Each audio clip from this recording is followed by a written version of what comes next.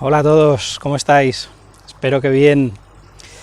Este vídeo y el siguiente forman parte del encuentro de farmacéuticos que se celebra en Ibiza, en este magnífico hotel rural Atzaró, el último fin de semana de septiembre de 2020, organizado por nuestra querida Silvia Fortuny. Muchas gracias, Silvia, por haberme invitado a participar. Mi cometido en este evento es mostrar algunas relaciones, sobre todo para un futuro próximo, que se establecen entre filosofía y farmacia.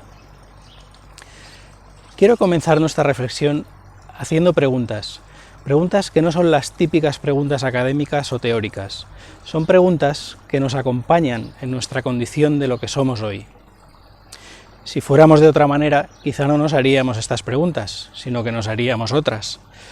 Son preguntas que nos invitan a reflexionar y que no vamos a contestar directamente, sino que las vamos a ir experimentando en nuestra existencia a lo largo de nuestro estilo de vida. Las primeras preguntas son las siguientes. ¿Qué es una forma de existencia? Pensémoslo bien. ¿Qué son las perspectivas de vida? ¿Qué son otras formas de existencia distintas a la nuestra, tanto en el tiempo como en el espacio? Concretando un poco más las preguntas, por ejemplo, ¿cómo las personas se relacionan con su existencia? ¿De qué forma?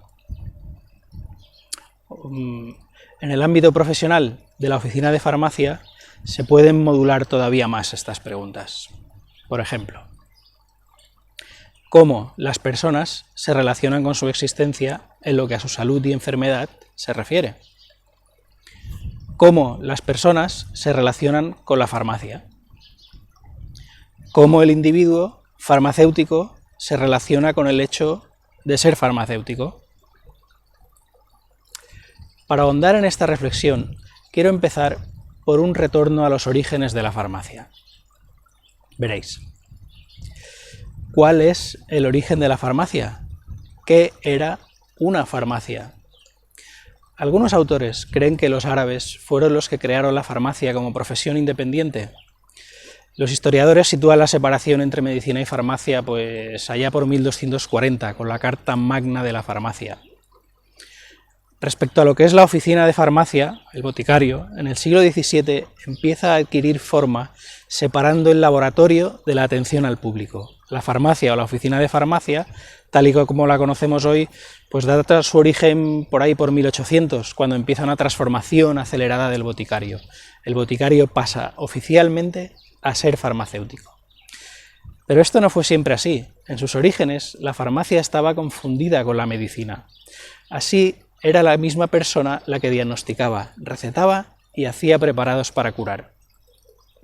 Si nos remontamos 9 siglos antes de Cristo, encontramos en la India la Ayurveda, la ciencia de la vida, donde los brahmanes, los sabios, hacían de boticarios. En el antiguo Egipto, el dios Tot también era llamado Fa'armaki, dios sabio que supervisaba la medicina y las curas. En ese contexto, los sacerdotes, los urmas, preparaban y almacenaban los medicamentos. En estas épocas, medicina, farmacia y sabiduría estaban imbricadas. En Grecia, la diosa Farmakis era experta en plantas medicinales, junto a otros dioses como Panacea, asociada a remedios infalibles, o Apolo y Artemis, con poderes curativos. El término farmacia viene del griego farmakón, remedio que cura, pero también veneno que mata. Y es en Grecia donde aparecen vuestros primeros antepasados, los farmacopolas, que comercializan con drogas y plantas medicinales. Están los farmakeis, vendedores ambulantes de medicamentos, los farmacoeos, expertos en veneno. Bonitas palabras estas griegas. En los gimnasios estaba el alipterión, espacio de salud en que los medicamentos eran preparados y dispensados por el gimnasiarca. Posiblemente fue la primera farmacia del mundo occidental. ¿Os imagináis una alianza con los gimnasios? ¿Cuántas posibilidades se abren? Bien, también estaban los asclepiones, santuario del dios Asclepio. Eran centros sanitarios por excelencia. Las personas peregrinaban a ellos y debían estar 3 días en ayuno, junto con la narración de sus sueños que habían tenido antes de empezar a medicarse para obtener la cura. Como ejemplo de lo que hacían, decir que utilizaban anguilas eléctricas en baños de pies y el veneno de la raya como anestésico. Los cosméticos también eran muy populares. La farmacia entonces se asemejaba más a un arte, a una filosofía de vida o a un saber que a una ciencia o técnica como tal. Roma heredó la condición griega y también el cristianismo en el medievo, que junto con los santos se identificaban con determinadas dolencias. Los árabes sí avanzaron con mayor libertad, y ya en el Renacimiento y la modernidad se fue perfilando el enfoque científico. Centrándome en el modelo griego-helenístico, quiero recoger algunos elementos que nos ayuden en nuestra reflexión. Mira, volviendo a las preguntas del principio, la existencia del farmacéutico de hoy es diferente de la existencia del farmacéutico griego clásico. Su forma de existencia, su perspectiva de vida era diferente. Farmacia y medicina en la Grecia clásica eran lo mismo, eran administradas por la misma persona.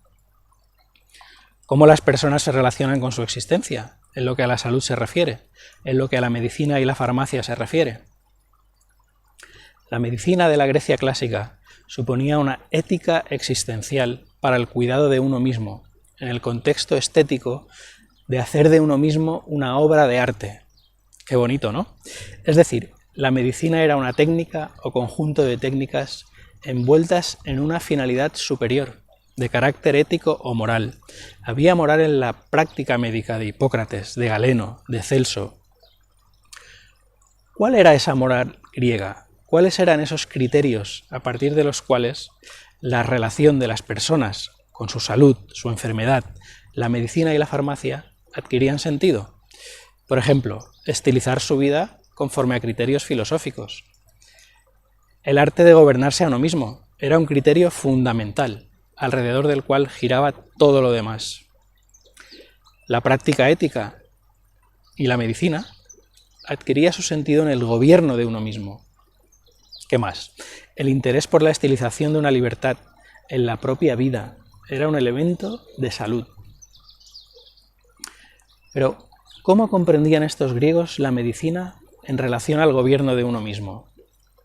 Pues eran muy conscientes de las ideas de autocuidado, autocultivo, transformación y autoconocimiento como un ideal supremo que dirigía sus vidas.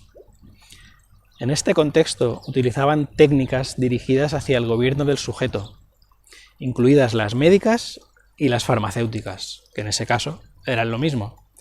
Más que la cura, importaba la armadura racional para toda la vida, dada por los médicos, una racionalidad, un logos, que no se entiende como hoy. Se trataba de una comprensión del logos como lenguaje de la naturaleza. Estar alineado con el logos suponía estar alineado con la vida, estar sano, aun estando enfermo. Las prescripciones se encaminaban al gobierno de uno mismo, y no solo tenía efectos sobre el plano somático, sino que se formaba una vida ejercitante para templar el alma.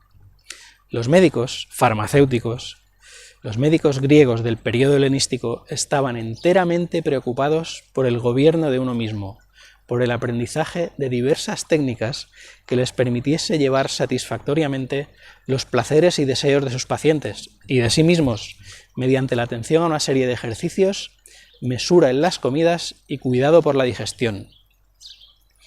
El régimen, como arte de vida, iba más allá de una actitud preventiva terapéutica frente a las enfermedades. Se trataba de una ética, de un estilo de vida, de un acto de esculpir una existencia centrada en el cuidado de sí. Este tipo de cuidados solo podía ser efectivo si antes existía un trabajo riguroso sobre el alma.